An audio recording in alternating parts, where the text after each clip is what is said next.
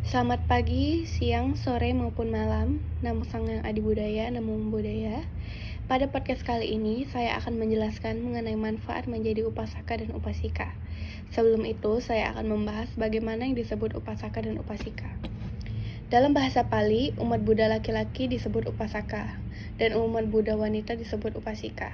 Kata upasaka berarti seorang yang mengenal dekat dengan Tiratna atau tiga permata, yaitu Buddha atau orang yang telah mencapai penerangan sempurna, Dhamma atau ajaran kebenaran, dan Sangha atau persaudaraan para Arya Suciawan. Ketika seseorang menerima tiga perlindungan atau menganggapnya sebagai pedoman hidup, maka akan orang tersebut dikatakan sebagai seorang upasaka, upasika. Menjadi upasaka upasika merupakan pilihan hidup setiap orang yang dilandasi oleh pengertian dan kesadaran, bukan paksaan. Upasaka upasika adalah seseorang yang telah menyatakan diri bertekad untuk berusaha melatih diri dengan sungguh-sungguh untuk melaksanakan Pancasila atau 5 latihan disiplin moral untuk mengurangi 3 kekotoran batin pada diri, yaitu loba, keserakaan, dosa, kebencian, moha, kebodohan. Pancasila atau 5 latihan disiplin moral yang dianjurkan oleh Buddha adalah berusaha dengan sungguh-sungguh, bertekad untuk melatih diri, menghindari seperti menyakiti, membunuh makhluk hidup, mengambil barang yang tidak diberikan, atau mencuri, melanggar nilai-nilai kesusilaan atau moralitas, berkata yang tidak benar, kasar, fitnah, berbohong, dan makan dan minuman yang menyebabkan lemahnya kesadaran. Dalam Milinda Panha atau pertanyaan Raja Milinda, Biku Nagasena dalam percakapannya dengan Raja Yunani melepaskan garis besar 10 kualitas seorang upasaka.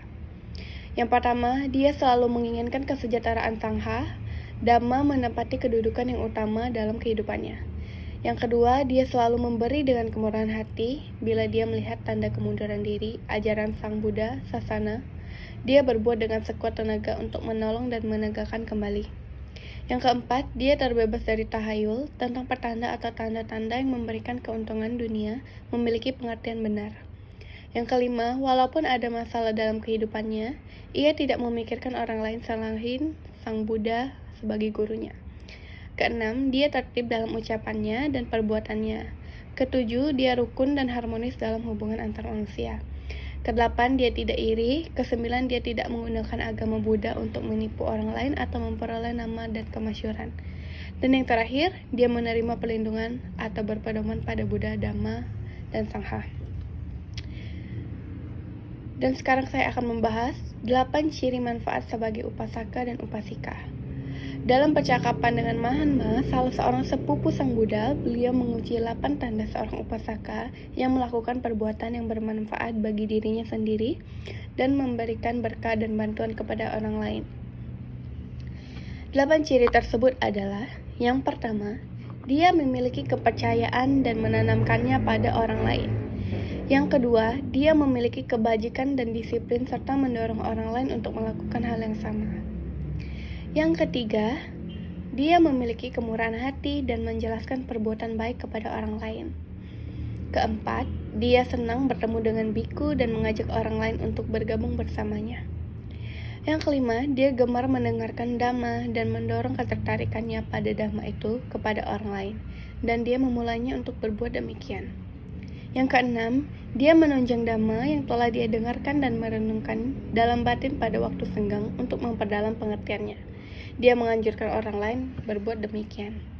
Yang ketujuh, dia mengkaji dan menerapkan Dhamma secara terus-menerus dan mendorong orang lain untuk melakukan hal yang sama.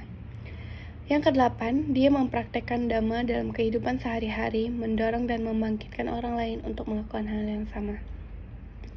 Seorang upasaka seharusnya tidak melakukan sejumlah pekerjaan yang merugikan orang lain, yaitu 5 jenis perdagangan yang harus dihindari. Berdagang peralatan perak, budak, daging atau binatang, makanan atau minuman yang dapat memabukkan racun.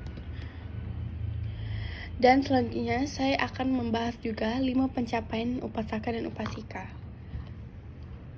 Sang Buddha telah menunjukkan bahwa seorang upasaka yang mempunyai 5 hal berikut dengan baik dapat diumpamakan seperti bunga teratai merah, paduma, teratai putih, pundarika, dan permata ratana.